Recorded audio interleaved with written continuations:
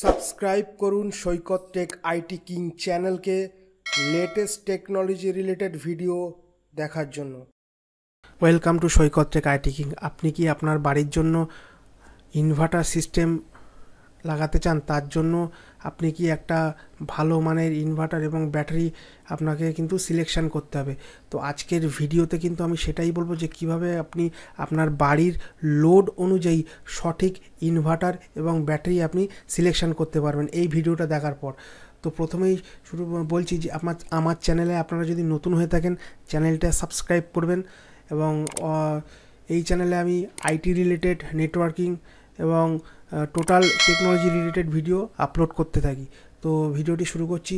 তো প্রথমেই বলে রাখি, ইনভার্টার কিন্তু তিন রকমের হয়ে থাকে। একটা হচ্ছে স্কোয়ার ওয়েভ ইনভার্টার, একটা পিওর সাইন ওয়েভ ইনভার্টার এবং মডিফাইড সাইন ওয়েভ ইনভার্টার। তো এগুলো আসলে কি? তো প্রথমে আমি একটু ওভারভিউ দিয়ে দিচ্ছি। তো এখানে বলা হয়েছে যে স্কোয়ার ওয়েভ ইনভার্টার, এই ইনভার্টারটা আগেকার দিনে ইউজ করা হতো স্কোয়ার ওয়েভ ইনভার্টারটা। এখন যে লেটেস্ট যেটা আছে পিওর সাইন ওয়েভ ইনভার্টার, এবং এই স্কোয়ার ওয়েভ ইনভার্টার পরে যেটা এসেছিলো এটা হচ্ছে মডিফাইড সাইন ওয়েভ ইনভার্টার। তো এগুলোর মানে কি? তো আমাদের যে বাড়িতে যে এসি কারেন্ট আছে সেটা রীতিমতো 60 হার্টস যেটা আছে, সেই 60 হার্টস ফ্রিকোয়েন্সিতে সেটা কিন্তু আসে। তো আজকে এই যে স্কোয়ার ইনভার্টারটা, এই যে ইনভার্টারের যে পাওয়ারটা ইনভার্টার থেকে আমাদের যে ডিভাইস অ্যাপ্লায়েন্সের মধ্যে যায়, ঠিক সেটা ঠিক এরকম দেখতে হয়। এরকম আমি দেখাচ্ছি, ঠিক এরকমভাবে যে ঠিক এই যে ইনভার্টারগুলো আছে না, এগুলো ঠিকমতো পাওয়ারটা ঠিকমতো মানে ঠিকমতো অ্যাকুরেট পাওয়ারটা কিন্তু দেয় না এই স্কোয়ার ওয়েভ ইনভার্টারটা, ঠিক আছে।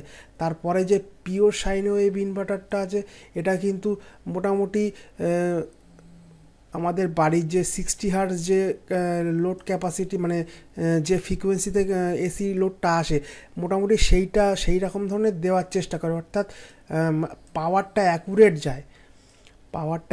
যায় এবং আমাদের ডিভাইস অ্যাপ্লায়েন্সগুলো কিন্তু খারাপ হওয়ার সম্ভাবনা কিন্তু খুব কম থাকে। তো এটা কিন্তু আজকালকার দিনে একদম স্কোয়ার ওয়েভ ইনভার্টার নেওয়া উচিত নয়। এখন শুধু এই যে পিওর সাইন ওয়েভ ইনভার্টার এটাই কিন্তু লেটেস্ট, ঠিক আছে। এইটাই আপনারা কিন্তু নেবেন, ঠিক আছে। এটাও নেবেন না। এবং পিওর সাইন ওয়েভ ইনভার্টার যে গ্রাফটা আছে, আমি গ্রাফটা একটু দেখিয়ে দিচ্ছি। ঠিক পাওয়ারটা ঠিক এরকমভাবে যায়, ঠিক আছে। আর মডিফাইড সাইন ইনভার্টার যে পাওয়ারটা যায়, এটা কিন্তু ঠিক এইভাবে যায়। অর্থাৎ এর এই তিনটের মধ্যে সবথেকে পিওর সাইন ওয়েভ ইনভার্টারটা কিন্তু সবথেকে ভালো।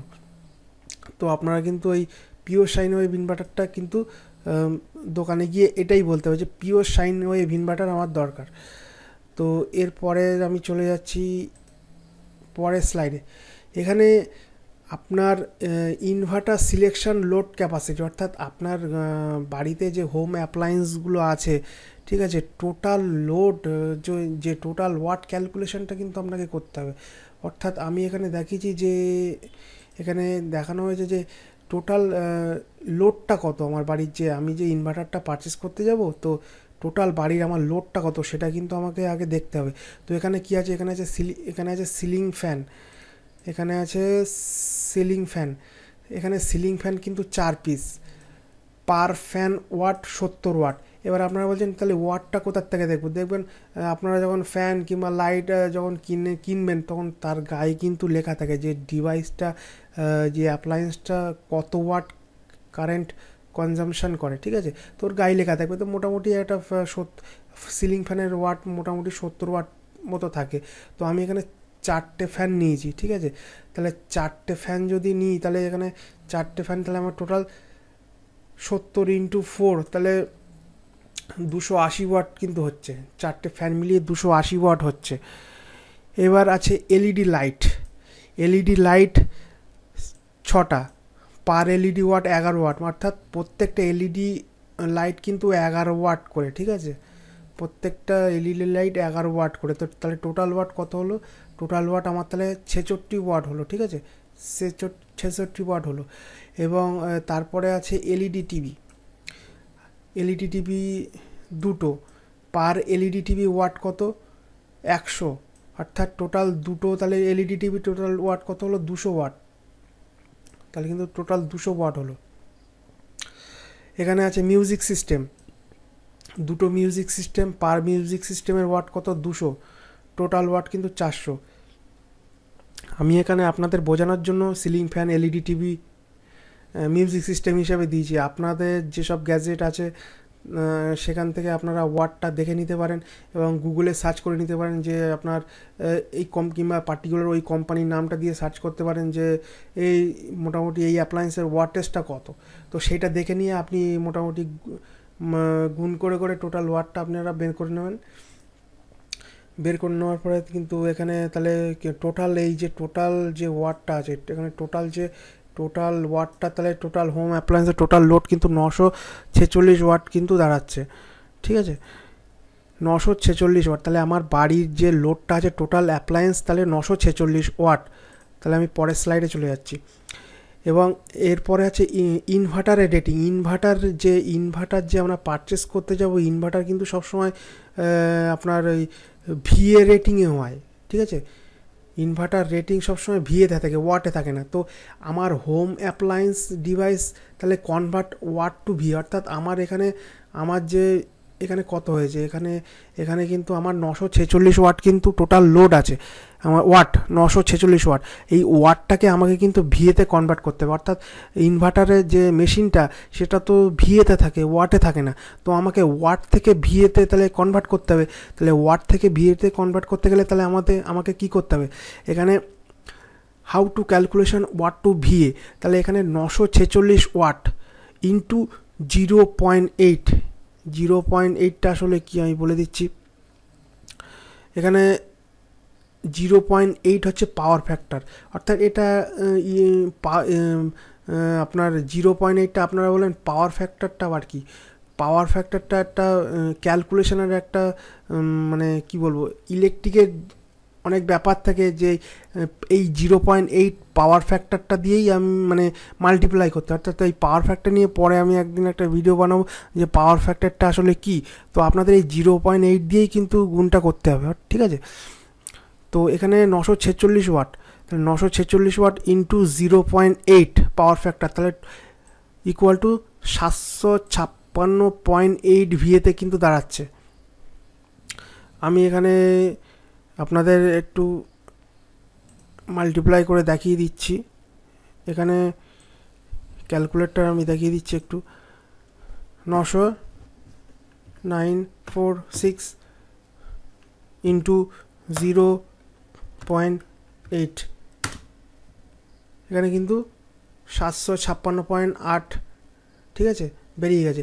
এইভাবে টোটালটা কিন্তু আমাকে করতে হবে। আমি বোঝানোর সুবিধার্থে কিন্তু আপনাদের এটা দেখালাম।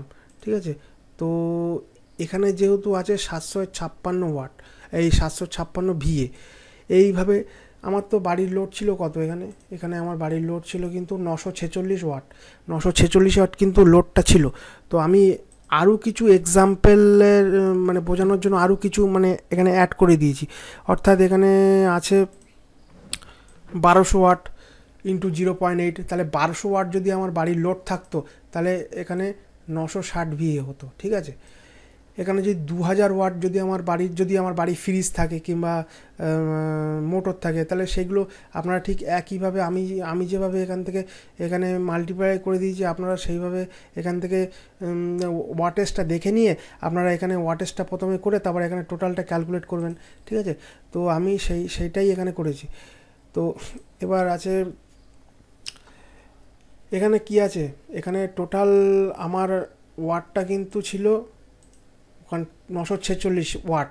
ঠিক আছে, তাহলে 946 ওয়াট যদি হয় তাহলে আমি কত ভিএর ইনভার্টার আমি তাহলে সিলেকশান করব।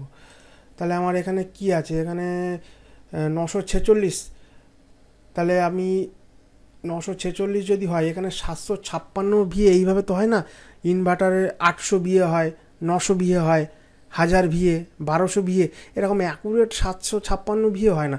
অর্থাৎ আপনাকে তাহলে 800 ভিএর ইনভার্টার নিতে হবে।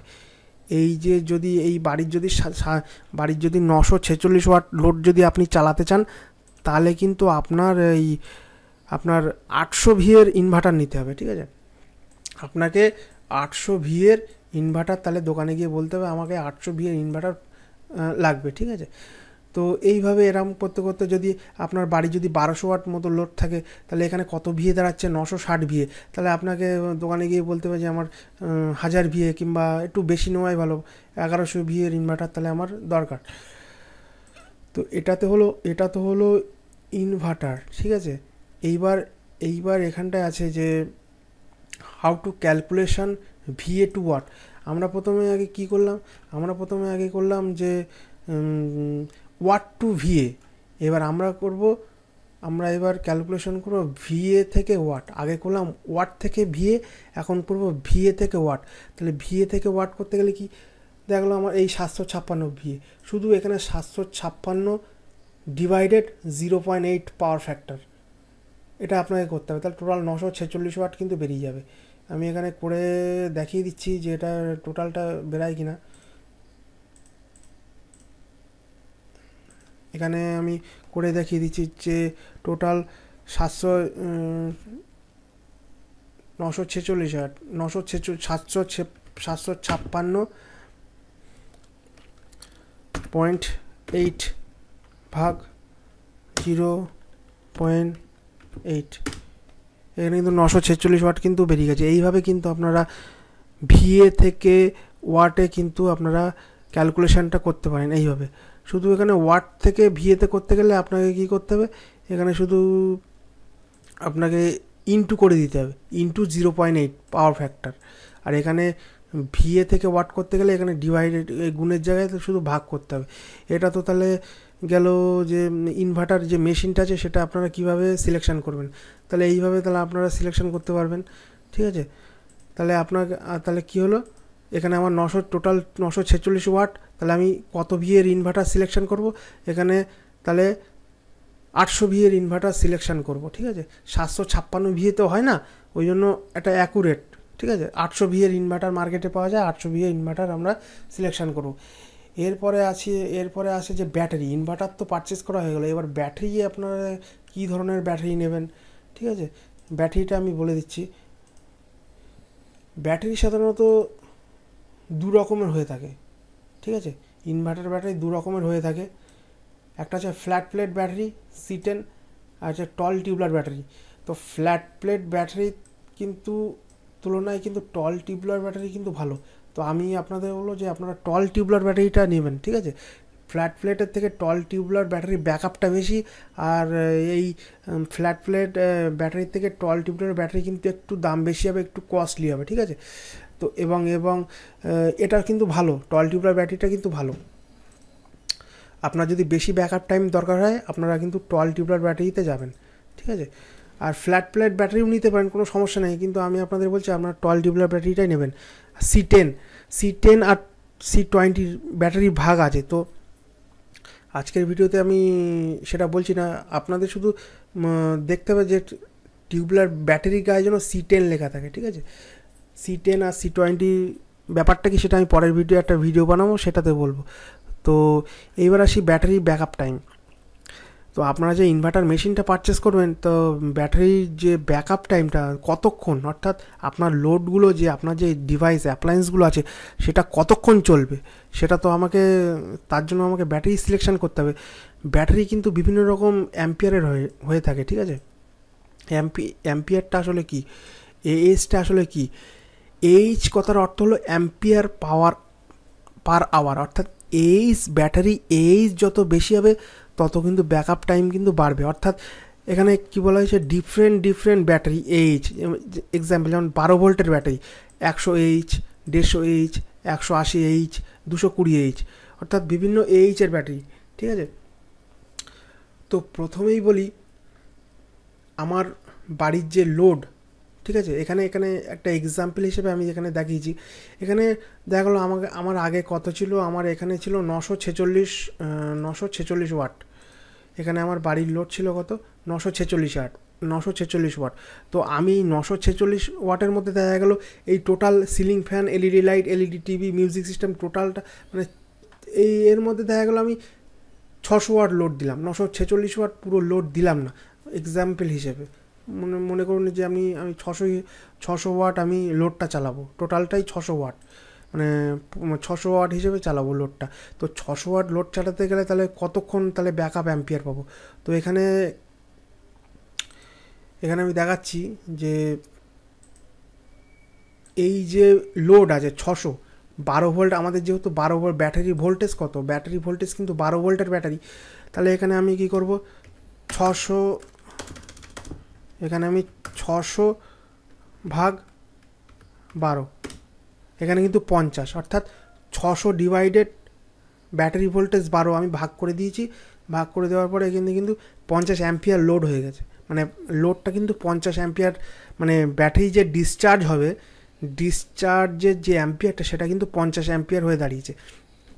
এইবার আমি এখানে ক্যালকুলেশন করছি। এখানে প্রথমে 150H যে লেখা আছে 150H ব্যাটারিটা আমি আগে ক্যালকুলেশন করছি যে 150H ব্যাটারি যদি আমি নেই তাহলে 600 ওয়াটের লোড যদি দেই তাহলে কতক্ষণ আমার ব্যাকআপ টাইম দেবে। তো আমি এখানে তাহলে 150 ভাগ 50, এখানে 3, অর্থাৎ এখানে 3 ঘন্টা আমার কিন্তু ব্যাকআপ টাইম দেবে। অর্থাৎ 3 ঘন্টা এখানে যেটা আছে, অর্থাৎ আমাদের ব্যাটারি কিন্তু 100% আমরা ডিসচার্জ করতে পারি না, 70%ই আমরা ডিসচার্জ করতে পারি। তো 3 ঘন্টা এখানে না ধরে এখানে 2.5 ঘন্টা ধরাই ঠিক হবে, ঠিক আছে। তো 600 ওয়াট লোডে কিন্তু আমাদের 150 অ্যাম্পিয়ার ব্যাটারি 2.5 ঘন্টা কিন্তু অ্যাপ্লায়েন্সগুলো চলবে টানা। এবার এখানে যদি আপনি মনে করেন যে না 600 ওয়াট, আমি 200 ওয়াট করে দেখাচ্ছি। 600 ওয়াটের দেখা গেলো আমার শুধু এই যে আমার শুধু 4টে ফ্যান চলবে।